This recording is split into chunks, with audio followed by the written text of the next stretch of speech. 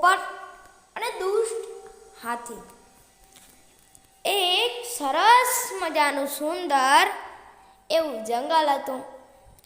એ જંગલમાં ઘણા બધા પક્ષીઓ પ્રાણીઓ રહે અને તેમાં એક તોફાની હતો હાથી. ત્યાંથી ખૂબ જ તોફાન કરે અને તેને બધા માળાઓ પાડવાનો શોખ હતો. તે બધાના માળા પાડી દેતો અને ભલે તેની પર ગમે એવું પક્ષી બેઠું હોય તેને તે ઝાડને પાડી દે. તેમ તે એક વખત જંગલમાં જઈ રહ્યો હોય છે. ત્યાં જ તેને એક ચકલીનો માળો હોય છે ઉપરને એ ઝાડ હોય છે. તો હાથી હોય છે તે એ ઝાડને પાડતો હોય છે.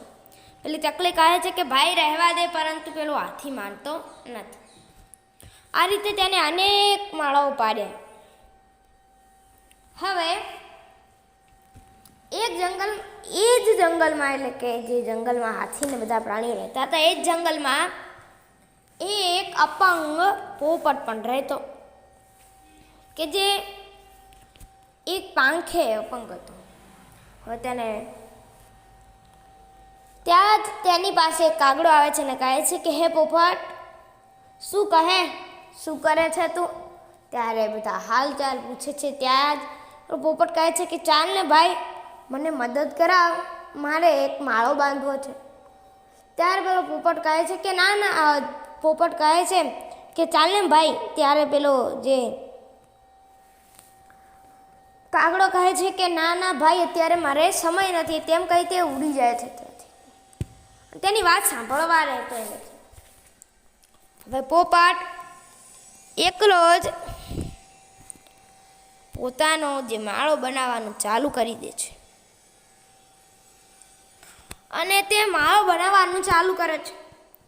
1 દિવસ, 2 દિવસ, 3 દિવસ, 4 દિવસ, 10 દિવસ, 15 દિવસ અને 1 મહિનો થઈ જાય છે અને પોપટે એક સરસ મજાનો માળો બનાવી દીધો.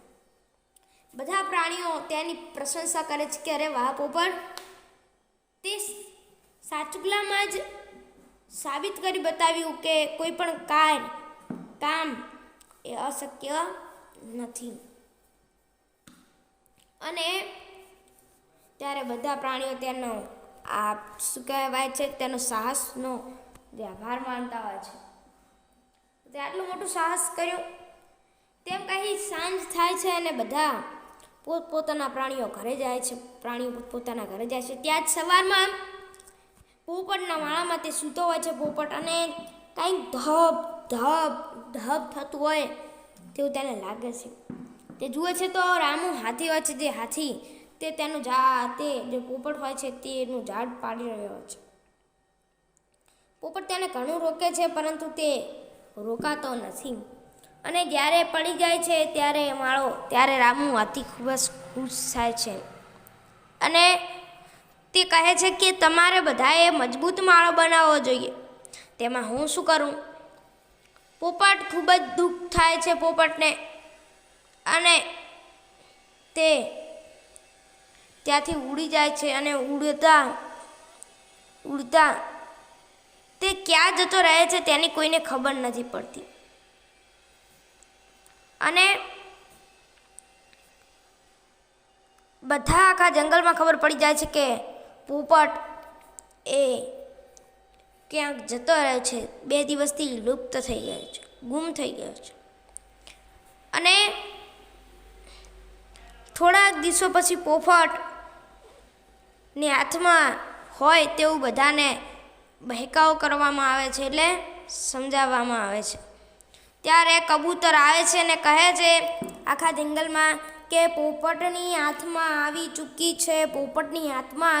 છે. તે આનું આ વાક્ય હાથીને પણ કહે છે, પરંતુ હાથી માનતો નથી. ત્યારે એક દિવસ તે તળાવના કિનારે હોય છે અને તે ઝાડ પાડવાનો હોય છે, પરંતુ તેને એમ થાય છે કે બધા ઝાડ છે પતળા છે, તેથી તેમને પાડવાની મજા નથી આવતી. તેથી પેલી બુલબુલ સામેના ઝાડ ઉપર બેઠી હોય છે, કહે છે કે તું તોડી પણ નહીં શકે, કારણ કે હવે પોપટની હાથમાં જો આવી ચૂકી છે. ત્યારે પેલો જે રામુ હાથી હોય છે એ જ ઝાડને પાડતો હોય છે. ત્યારે પેલી બૂમ પાડે છે કોયલ, અને ત્યાં જ પેલો પોપટ આવે છે અને કહે છે કે દુષ્ટ હાથી ઊભો રહે, નહીતર તને શિક્ષા કરવામાં આવશે. ત્યારે પેલો હાથી કહે છે એમ તું મને શિક્ષા કરશે, કરી દો તો કેવી રીતે શિક્ષા કરે છે. ત્યારે હાથી પેલો પોપટ કહે કે છે સારું, જોવા માટે તૈયાર થઈ જા. તે પોતાનો એક હાથ ઊંચો કરે છે એટલે રામુ હાથી ઊંચો થઈ જાય છે ને હવામાં ઉડવા લાગે છે. રામુ હાથી કહે છે કે અરે રે, હું કેવી રીતે ઉડી રહ્યો છું, મને કાંઈ સમજાઈ નથી રહ્યું.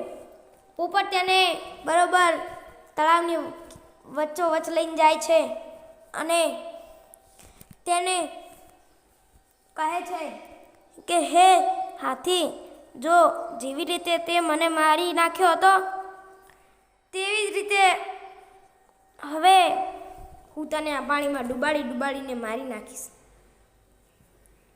ત્યારે જે પેલો હાથી હોય છે એ ડરી ગયા છે ને કહે છે કે ના ના, હું બધાના માળા ફરીથી બાંધી આપીશ, પરંતુ તમે મને છોડી મૂકો. આમ કહી પેલો વચન આપે છે, માટે પોપટ તેને છોડી મૂકે છે. અને હાથી તો બધાના માળા ક્ષમા કરવા જાય છે.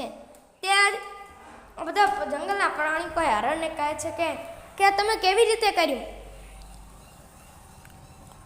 ત્યારે પેલો જ્યાં પોપટ હોય છે કહે છે કે હું કોઈ આત્મા નથી, પરંતુ હું જ્યાં પડ્યો હતો ત્યાં જ મને